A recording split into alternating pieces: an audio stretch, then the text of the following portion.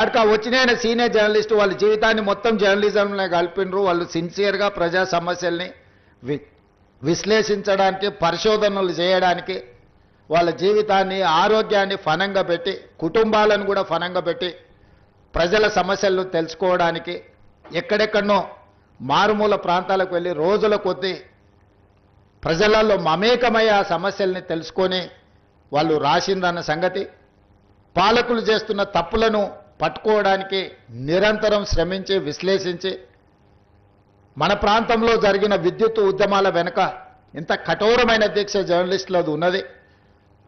సరళీకృత విధానాలు వచ్చినప్పుడు ఆ సరళీకృత విధానాలు దేశ సంపదను పెట్టుబడిదారులు ఏ విధంగా కొల్లగొడతారని ఆనాడు విశ్లేషించిన జర్నలిస్టులకు ఈరోజు వచ్చినోనికి వాళ్ళ గురించి ఓనమాలు కూడా తెలియని పరిస్థితి. వాళ్ళు వస్తే కనీసం కూర్చోమని చెప్పాల్సిన కనీస మర్యాద పాటించాలన్న ఇంగిత జ్ఞానం కూడా కోల్పోయిన వాళ్ళు ఈరోజు వచ్చి మేము పత్రికా సమావేశాలు పెట్టినప్పుడు ముందల వరుసలు కూర్చోవడం కూడా ధిక్కారంగా, మన మీదో లోకు అయినట్టు వాడేదో మన మీద పెత్తనాన్ని చెలాయించడానికి వచ్చినట్టు మన కళ్ళకు చూస్తుంటాడు. ఇంకా నువ్వు నమస్కారం పెడతలేవు, నన్ను చూసి తల ఉంచుకుంటలేవేందని. నాకైతే అప్పుడప్పుడు అనిపిస్తుంది దిగిపోయి పల్ల చెంపలు వలగొట్టాలని.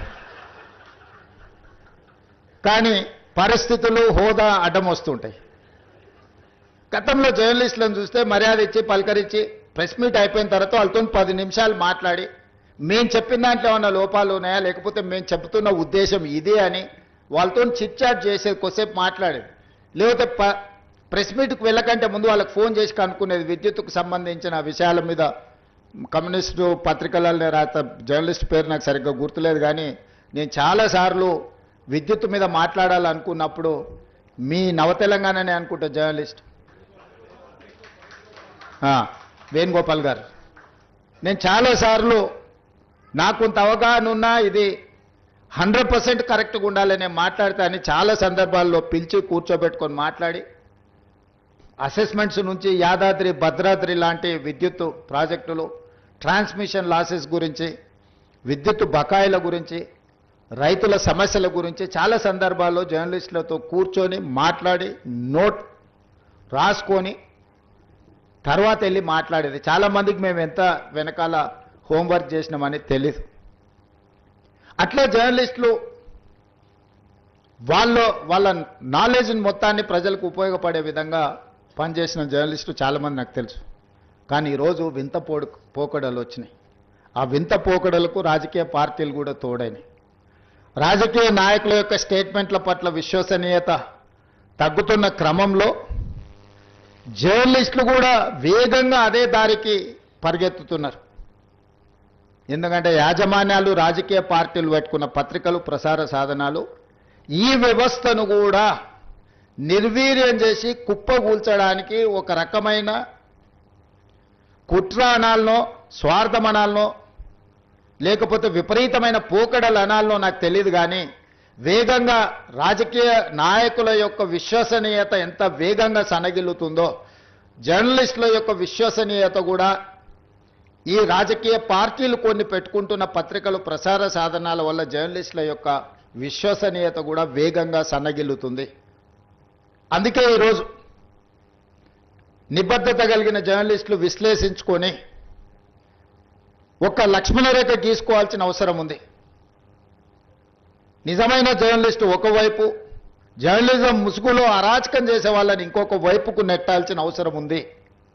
అది జరగకపోతే పత్రికలకు, ప్రసార సాధనాలకు కాదు, తెలంగాణ సమాజానికి, దేశం యొక్క భద్రతకే ప్రమాదకరంగా తయారయ్యే పరిస్థితులు ఉన్నాయి. నిన్న కొంతమంది సోషల్ మీడియా ప్లాట్ఫామ్లో పనిచేసే వాళ్ళు పాకిస్తాన్ ఐఎస్ఐ ఏజెంట్లుగా పనిచేస్తున్నారని చెప్పి ఆపరేషన్ సింధూర్ సందర్భంగా కొంతమందిని అరెస్టులు చేసే పరిస్థితి వచ్చింది. ఏ ముసుగు తోడుకొని ఎలాంటి కార్యక్రమాలు చేస్తున్నారో ఈరోజు మనం అర్థం చేసుకొని ముందుకు వెళ్ళాల్సిన పరిస్థితి ఉన్నది. అందుకే మిత్రులారా, ముందు నుంచే నాకు పాత్రికేయ మిత్రులన్నా, వాళ్ళు విశ్లేషణలన్నా, లేకపోతే వాళ్ళు రాస్తున్న వార్తా కథనాలలో సమాచారాన్ని నేను ఎప్పుడు నిశితంగా గమనిస్తుంటా. అది మాకు కూడా ఒక నాలెడ్జ్. అన్ని పుస్తకాలు ఏ పుస్తకంలో ఏముందో తెలుసుకోవడమే ఒక పని.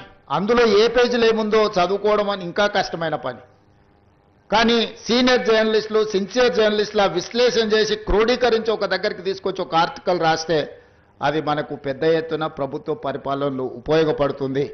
సామాజిక స్థితిగతులను లేవనెత్తడమే కాదు, ప్రభుత్వం తీసుకొస్తున్న సంక్షేమ పథకాల అమలులో జరుగుతున్న నిర్లక్ష్యం కావచ్చు, లేకపోతే జరుగుతున్న తప్పిదాలు కావచ్చు, విశ్లేషించి రాసినప్పుడు వాటిని నియంత్రిస్తే మన గౌరవమే పెరుగుతుంది, పరిపాలన మీద పట్టు మనకు వస్తుంది.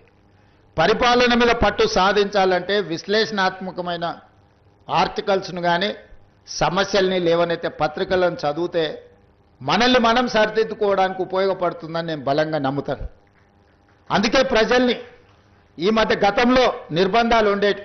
ఈ మధ్య మా మిత్రుడు జాన్ వెస్లీ గారు చాలా ధర్నాలు కార్యక్రమాలలో వెళ్తున్నారు. ఎక్కడ కూడా పోలీసులు వారిని అడ్డుకున్న పరిస్థితులు అయితే లేవని నేను అనుకుంటున్నాను. నేను క్లియర్గా చెప్పిన అన్నీ గమనిస్తూనే ఉన్నాను. నేనేం అందుకే చెప్తున్నా, వారు ఒకవేళ అట్లా అనుకుంటారేమో అని అందుకే చాలా క్లారిటీగా చెప్తున్నా. నేను కిందికి కూడా అధికారులకు